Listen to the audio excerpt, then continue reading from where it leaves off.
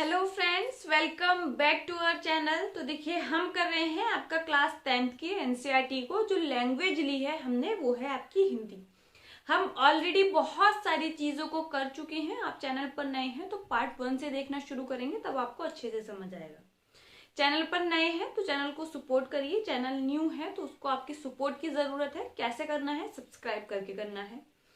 किसी भी चीज का अभी यहाँ पर कोई चार्ज नहीं है, सारा फ्री ऑफ कॉस्ट है। आपको जो भी नोट्स चाहिए हो, आगे वन शॉट जो वीडियो आएंगी उस नोट्स की हो सकता है कि कुछ कॉस्ट हम रखें, बहुत ही मिनिमम होगी जो सभी पे कर लेंगे, अदरवाइज सभी चीजें फ्री हैं। कोई भी आपको क्वेश्चन करना हो जो आपको समझ ना आए बात, तो आपको व्हाट्सएप नंबर एक प्रोवाइड किया गया है। आप सीधे व्हाट्सएप में अपना क्वेश्चन भेज सकते हैं, हाय हेलो नहीं करना है, ठीक है। अब देखिए, हमने लास्ट वीडियो में पढ़ा था द्विविस्थापन अभिक्रिया को और अपक्षेपण अभिक्रिया को, जिसमें हमने देखा था जो द्विविस्थापन अभिक्रियाएं होती हैं उनमें क्या होता है, आयनों का आदान प्रदान होता है। मतलब जो भी उसमें यौगिक भाग लेते हैं वो अपने आयन बनाते हैं, फिर उसके बाद क्या होता है, आयनों का आपस में आदान प्रदान बदलाव हो जाता है, अदल बदल हम इस तरीके से बोल सकते हैं, ये हो जाता है जिससे द्विविस्थापन अभिक्रिया पूरी होती है। वही हमने अपक्षेपण अभिक्रिया को देखा था कि द्विविस्थापन के उदाहरण हम अपक्षेपण अभिक्रिया में ले सकते हैं। कैसे ले सकते हैं? क्योंकि जो द्विविस्थापन अभिक्रिया होती है उसमें अवक्षेप बनता है। अवक्षेप क्या होता है? घुलनशील पदार्थ है जो घुलता नहीं है। जो भी रिएक्शन होगी वहां वो नीचे तली में बैठ जाएगा, ये अलग हो जाएगा, वो घुलेगा नहीं उसमें, ठीक है, घुलनशील नहीं होता है। आज हम आपका देखेंगे रिडॉक्स अभिक्रियाओं को, संक्षारण को पढ़ेंगे और आपका विकृत गंधिता को पढ़ेंगे। बहुत ही छोटे छोटे टॉपिक हैं, बहुत ही इंपॉर्टेंट है। संक्षारण में एक चीज आपने समझनी है कि संक्षारण हम आपके 3rd चैप्टर में आगे उसको डिटेल में पढ़ेंगे, क्योंकि दिखने में या सुनने में आपको समझने में लगता होगा कि बहुत ही छोटी डेफिनेशन है, आराम से याद हो जाएगी, लेकिन उसका जो प्रयोग है वो बहुत बड़े स्तर पे है। अभी हम उस चीज को देखेंगे। अभी जो हम पढ़ने जा रहे हैं वो है आपका रिडॉक्स अभिक्रियाएं। सबसे पहले रिडॉक्स होता क्या है? देखिए, हिंदी में भी उसको वही बोल रहे हैं और इंग्लिश में भी वही बोल रहे हैं। हिंदी में आपका बोलेंगे उसको उपापचय अभिक्रियाएं करके, वो वर्ड आपने भूल जाना है। आपको रिडॉक्स अभिक्रियाएं ही याद रखना है, इससे आपको नाम भी पता चलेगा। देखिए, रिडॉक्स जब इंग्लिश में आप देखते हैं तो ये स्पेलिंग होगी REDOX, ठीक है। तो वर्ड को आप तोड़ेंगे तो आप देखेंगे कि आपको इसका मतलब पता चलेगा। इसमें 2 प्रकार की अभिक्रियाएं होती हैं।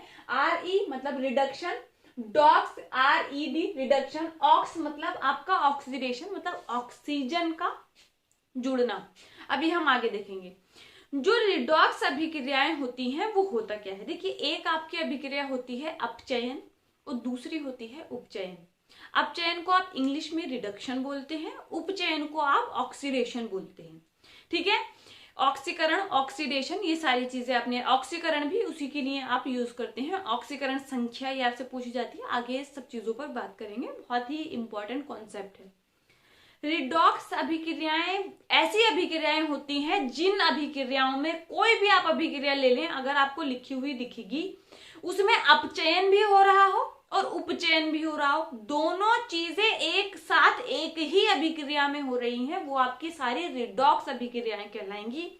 अब सबसे इंपॉर्टेंट चीज कि आपको कैसे पता चलेगा कि किस अभिक्रिया में अपचयन भी हो रहा है और उपचयन भी हो रहा है। ये अपचयन और अपचयन क्या बला है, आपको कैसे पता चलेगा? तो देखिए, जो आपका अपचयन होता है, अपचयन का मतलब इंग्लिश में मैंने आपको बताया रिडक्शन, मतलब किसी चीज की कमी होना, क्या है? रिडक्शन। तो देखिए, रिडक्शन वहां जहां पर ऑक्सीजन की कमी हो, मतलब जिन भी अभिक्रियाओं में ऑक्सीजन उत्पाद में अलग हो, आपका अभिकारक में अलग हो, जाके उत्पाद में वो ऑक्सीजन खत्म हो गया हो, मतलब कमी आ गई हो आपके ऑक्सीजन की। ये उत्पाद में 3 हो, आगे उधर 2 हो गया, तो ये सारी कमी आना ऑक्सीजन में क्या है आपका? रिडक्शन अभिक्रियाओं में आएगा, मतलब उसका क्या हुआ है? रिडक्शन हुआ है। वहीं आप देखेंगे अगर हाइड्रोजन में वृद्धि हुई है, हाइड्रोजन जुड़ा है, यहाँ पर 1 था वहां 2 हो गया, या यहाँ पर नहीं था वहां आ गया उत्पाद में, तो वो क्या है आपका? रिडक्शन अभिक्रियाओं के उदाहरण होंगे अपचयन के। दूसरी तरफ जो ऑक्सीडेशन है, जो ऑक्सीकरण है, जिसको आप उपचयन बोल रहे हैं, उसमें ऑक्सीजन की वृद्धि होती है। ऑक्सीडेशन, ऑक्सीडेशन मतलब ऑक्सीजन का एडिशन, ऑक्सीजन का जुड़ना। इससे आप नाम से याद रख सकते हैं, तब आप दोनों चीजों में आराम से अंतर कर पाएंगे। ऑक्सीडेशन का मतलब होता है ऑक्सीजन का एडिशन, मतलब ऑक्सीजन का जुड़ना, वृद्धि होना। आपका ऑक्सीडेशन अभिक्रियाएं हैं, ऑक्सीकरण अभिक्रियाएं हैं। वहीं उसका उल्टा होगा, जहां पर हाइड्रोजन घटेगा वो सारी क्या है, ऑक्सीकरण अभिक्रियाएं हैं। ठीक है, मैं साइड हो जा रही हूँ, आपने देखना है जो बोर्ड पर लिखा है। रिडॉक्स अभिक्रियाएं आपने देखनी थी। रिडॉक्स अभिक्रियाओं के लिए लिखा है वह रासायनिक अभिक्रियाएं जिनमें सामान्यतः उपचयन तथा अपचयन एक साथ होते हैं, ऐसी अभिक्रियाओं को आप रिडॉक्स अभिक्रियाएं कहती हैं।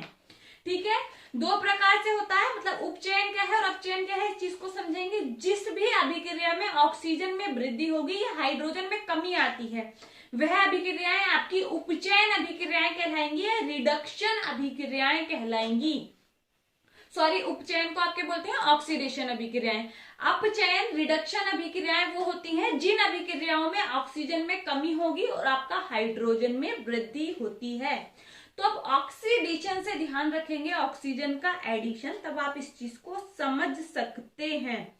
अब इसका जरा हम उदाहरण देख लेते हैं। अगर हम उदाहरण देखें, जब आपका कॉपर अभिक्रिया करता है आपका ऑक्सीजन के साथ, कॉपर क्या है, सॉलिड, जब वो अभिक्रिया करता है किसके, ऑक्सीजन के साथ, तब आपका कॉपर ऑक्साइड बनाता है। क्या बनाता है, कॉपर ऑक्साइड बनाता है।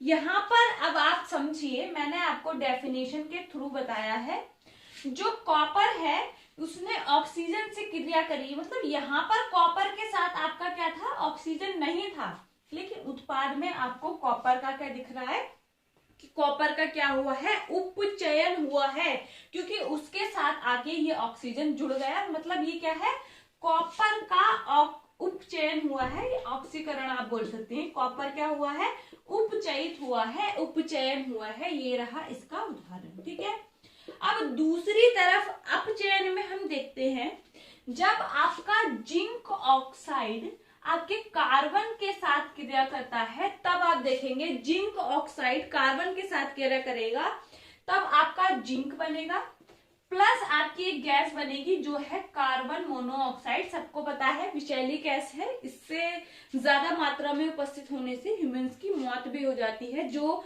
ईंधन अच्छी तरीके से पूरी तरह से नहीं जल पाते हैं उससे ये निकलता है। ठीक है, तो यहाँ पर आप देखेंगे, यहाँ पर अभिकारक में जिंक के साथ ऑक्सीजन उपस्थित था, लेकिन जब उत्पाद में यहाँ पर गया जिंक से क्या हुआ, ऑक्सीजन अलग हो गया।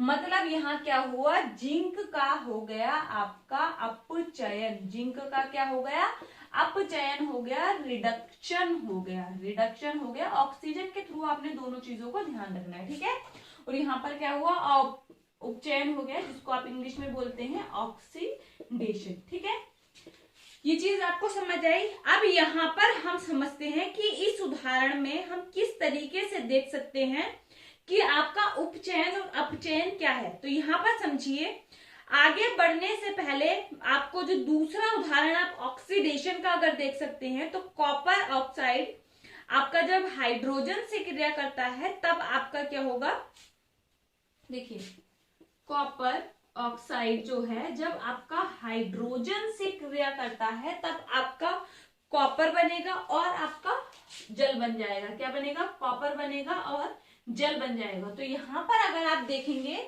तो ये देखें, कॉपर से यहाँ पर क्या हुआ, आपका कम हो गया, और ये हाइड्रोजन को जब आप देखेंगे तो यहाँ पर ऑक्सीजन जुड़ा है, तो मतलब ये क्या हुआ, आपका उपचयन हो गया, किसका, हाइड्रोजन का, क्योंकि उसके साथ ऑक्सीजन जुड़ा है। अब रिडक्शन अभिक्रियाओं के लिए हम जो बात कर रहे थे वो क्या है आपका, कि जब आपका अपचयन और उपचयन एक साथ होते हैं तब आप ऐसी अभिक्रियाओं को क्या बोलते हैं, रिडक्शन अभिक्रियाएं बोलते हैं। तो अभी हमने जो दूसरा उदाहरण लिया था, जरा उसको देखते हैं। जो हमने दूसरा उदाहरण लिया था उसको देखते हैं। जब कॉपर ऑक्साइड हाइड्रोजन से क्रिया करता है तब आपका कॉपर बनता है, प्लस क्या बनता है, जल बनता है। अब यहाँ पर देखिए, यहाँ पर जो हाइड्रोजन है अभिकारक से उत्पाद में जब वो जा रहा है तब क्या हो रहा है, उसमें ऑक्सीजन की वृद्धि हो रही है। मतलब आपका हाइड्रोजन का क्या हुआ, उपचयन हो गया, ऑक्सीडेशन हो गया।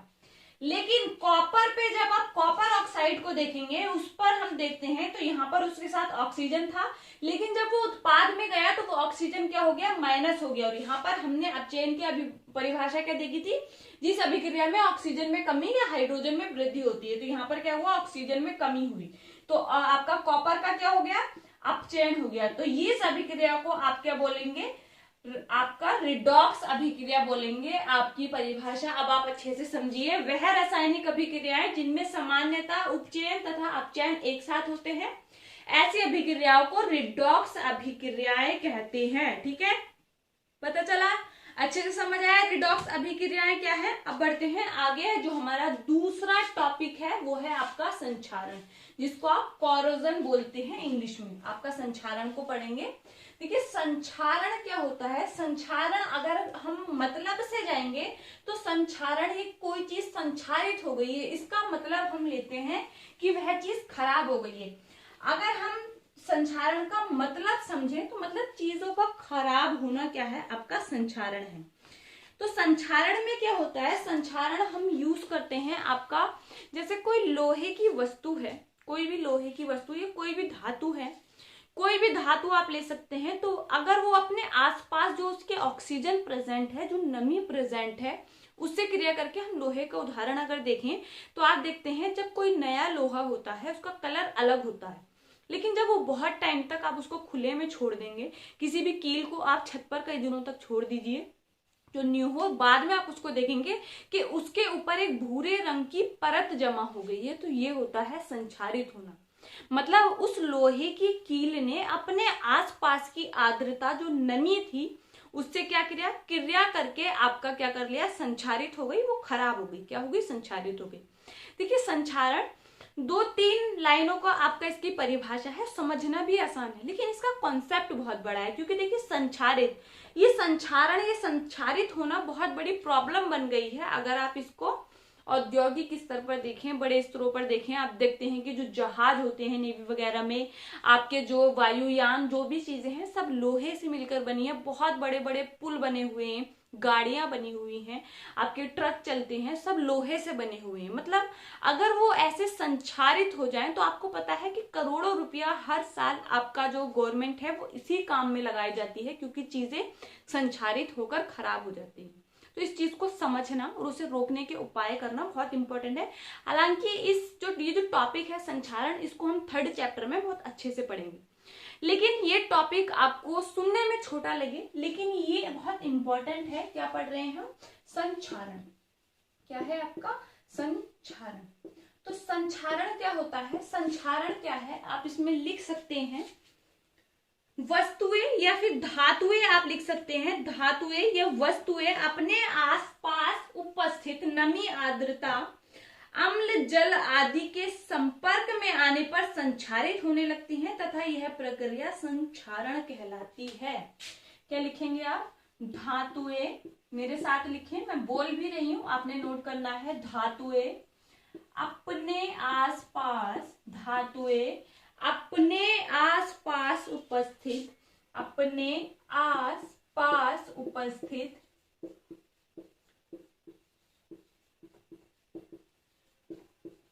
नमी, ये आर्द्रता लिखा होता है, मतलब आर्द्रता का मतलब भी नमी होता है। जो आर्द्रता है उसका मतलब क्या है, नमी ही होता है, जो नमी उपस्थित होती है।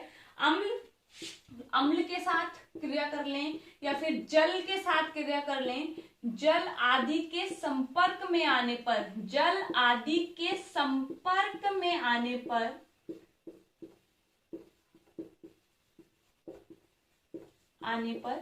संक्षारित हो जाती हैं। संक्षारित मतलब खराब हो जाती हैं, संक्षारित हो जाती हैं, होती हैं या हो जाती हैं। इस अभिक्रिया को आप क्या बोलते हैं, संक्षारण कहलाते हैं। यह प्रक्रिया क्या कहलाती है, संक्षारण कहलाती है। अब इस चीज को ऐसे समझ सकते हैं, जैसे इसके उदाहरण आप देखें तो आपको भी बताया, लोहे की वस्तुओं पर जंग लगना, लोहे की जो वस्तुएं होती हैं उन पर जंग लगना आपका इसका एक उदाहरण है। लोहे की वस्तुओं पर जंग लगना,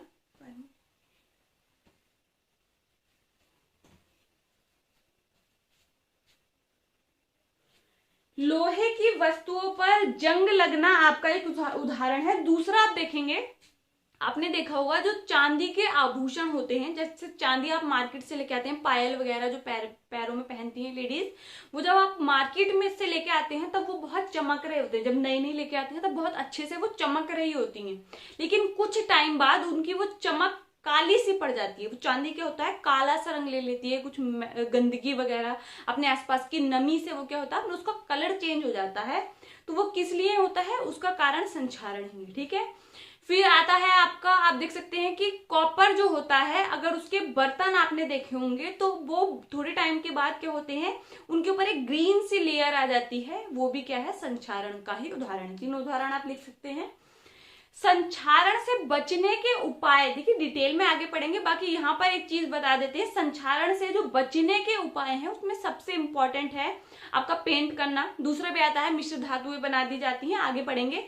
पेंट करके आप संक्षारण से बच सकते हैं। कैसे, देखिए कोई भी लोहे की वस्तु या किसी भी धातु की वस्तु को आप लेंगे, आपने उस पर पेंट कर दिया, तो ये जो बाहर का वातावरण है, इसमें जो नमी उपस्थित है, जो आर्द्रता उपस्थित है, वो उससे डायरेक्ट क्रिया नहीं कर पाएगी, तो वो पेंट करना उसको रोक सकता है। ठीक है, ये है संक्षारण। दूसरा जो आपका टॉपिक है वो है विकृत गंधिता। विकृत गंधिता, विकृत गंधिता को आप देखेंगे, मतलब विकृत मतलब भी फिर से खराब हो जाना, गंधिता मतलब गंध। तो विकृत गंधिता में गंध कैसे खराब हो जाती है, विकृत गंधिता। देखिए इस चीज को ऐसे समझते हैं, जैसे कोई भी तली हुई वस्तु, कोई भी जो खाने का सामान होता है, जो चिप्स वगैरह होते हैं, अगर आप उसको मार्केट से लेके आए हैं या तले हैं घर में, आपने उसको फ्राई किया है, अच्छे से तला है, आप उसको फ्रेशली खा लेंगे, तभी ताजा खा लेंगे पैकेट को खोलने के बाद, तो उसमें कोई प्रॉब्लम नहीं है। लेकिन आप अगर उसको थोड़े समय के लिए छोड़ जाते हैं तो उसकी स्मेल चेंज हो जाती है, उसकी जो खुशबू होती है वो अजीब सी हो जाती है, मतलब जैसे बदबू जैसा स्मेल। गंध का मतलब ऑर्डर ही बदल जाता है, जो उसकी अपनी वास्तविक गंध है वो बदल जाती है। अब वो खुशबू भी हो सकती है, बदबू भी हो सकती है, वो चीज एक अलग है।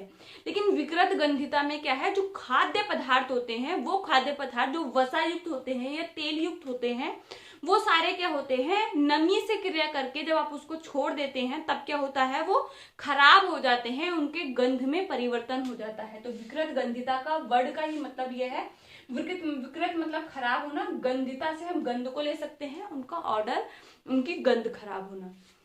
देखिए विकृत गंधिता जो है, इससे बचने के भी बहुत सारे उपाय हैं। जैसे आपने देखा होगा जो चिप्स वगैरह आप मार्केट से लेके आते हैं उसमें हवा भरी होती है, तो वो कौन सी हवा होती है, वो नाइट्रोजन उसमें भरी होती है, क्योंकि उसको क्या है, दूसरी गैसों से क्रिया करने से बचाना है। तो नाइट्रोजन ही क्यों, क्योंकि नाइट्रोजन एक आकिर्य गैस है, वो दूसरी गैसों से जल्दी क्रिया नहीं करती, और ना ही वो जल्दी क्रिया करेगी, और ना ही दूसरी गैसें उसमें आ पाएंगी, क्योंकि जब आप पैकेट्स में नाइट्रोजन को फिल कर देंगे, आपने देखा होगा जो पैकेट से हवा निकली हुई होती है, मार्केट से आप कभी खरीद के लेके आएंगे, तो वो चिप्स या जो भी खाने का सामान है वो ठीक नहीं होगा, उसका जो वास्तविक स्वाद जो होता है वो ही बदल जाएगा, उसकी गंध ही बदल जाएगी, ये आप कभी नोटिस करना। ठीक है, तो विकृत गंधिता में आप लिखेंगे, तेल एवं वसायुक्त खाद्य पदार्थ समय के साथ अपने पास मौजूद ऑक्सीजन से अभिक्रिया करके अपचयित हो जाते हैं, जिससे इनका स्वाद और गंध खराब हो जाती है, अर्थात ये खाद्य विकृत गंधी हो जाते हैं, तथा यह प्रक्रिया क्या कहलाती है, विकृत गंधिता कहलाती है। चिप्स के पैकेट में नाइट्रोजन गैस भरी जाती है, इसका उदाहरण है। ठीक है, आप देखिए बचने के उपाय भी आप देख सकते हैं, जैसे कि आपको पता है कि मार्केट्स में, या आप देखते हैं मार्केट वगैरह में, आपके घरों में भी आपने देखा होगा, एयर टाइट कंटेनर होते हैं, मतलब एयर टाइट बर्तन होते हैं, जो वायु रोधी बर्तन होते हैं। मतलब उसका मतलब ये होता है कि उसमें आपका एयर नहीं जाएगी, आप कोई भी सामान उसमें रख सकते हैं, आपकी एयर उसको अंदर जाकर खराब नहीं करेगी। वो बर्तन महंगे भी आते हैं, अलग अलग कंपनीज के आते हैं, अलग अलग उसके क्या है महत्व है चीजों का, तो उसको ज्यादा महंगा इसीलिए बेचा जाता है मार्केट में, क्योंकि वायु जो होती है चीजों को खराब कर देती है। तो वायु रोधी बर्तनों का आप इस्तेमाल कर सकते हैं ऐसी चीजों को, विकृत गंधिता जैसी चीजों से बचने के लिए। फिर उसके बाद आप उस कंटेनर में जो भी सामान रखेंगे बर्तन में, तो वो आपका जल्दी खराब नहीं होगा। दूसरी है, आप देख सकते हैं अक्रिय गैसों को भरकर, अभी उदाहरण देखा कि नाइट्रोजन गैस भरी जाती है चिप्स में, मतलब अक्रिय गैस लें आप कोई भी, तो जल्दी दूसरी, अक्रिय का मतलब होता है वो दूसरी चीजों से क्रिया नहीं करेगी, तो वो सेफ है आपका, आराम से आप काफी टाइम तक उसको, लंबे समय तक स्टोर करके रख सकते हैं। विकृत गंधिता मैं एक बार फिर से बोल देती हूँ, आप लिख सकते हैं। तेल एवं वसा युक्त खाद्य पदार्थ समय के साथ अपने आसपास मौजूद ऑक्सीजन से अभिक्रिया करके उपचयित हो जाते हैं, जिससे उनका स्वाद और गंध क्या होते हैं, परिवर्तित हो जाते हैं। मतलब ये जो खाद्य पदार्थ हैं ये विकृत गंधी हो जाते हैं, और यह जो प्रक्रिया है आप उसको विकृत गंधिता बोलते हैं। ठीक है, तो ये थी हमारी आज की वीडियो। अब हम जो नेक्स्ट चैप्टर शुरू करेंगे वो है आपका आम्ल क्षारक और लवण। आपके चैनल पर अलग से प्लेलिस्ट बनी हुई है, तो आप उसको देखें। बहुत ही जल्द आपका हर एक चैप्टर का 1 शॉर्ट वीडियो स्टार्ट होने वाला है, तो चैनल को सब्सक्राइब करें और ज्यादा से ज्यादा शेयर करें। उसकी भी जो हम लैंग्वेज लेंगे वो हिंदी में ही लेंगे। ठीक है, तो मिलते हैं हमारे नेक्स्ट वीडियो में, तब तक के लिए पढ़ते रहिए। Thank you.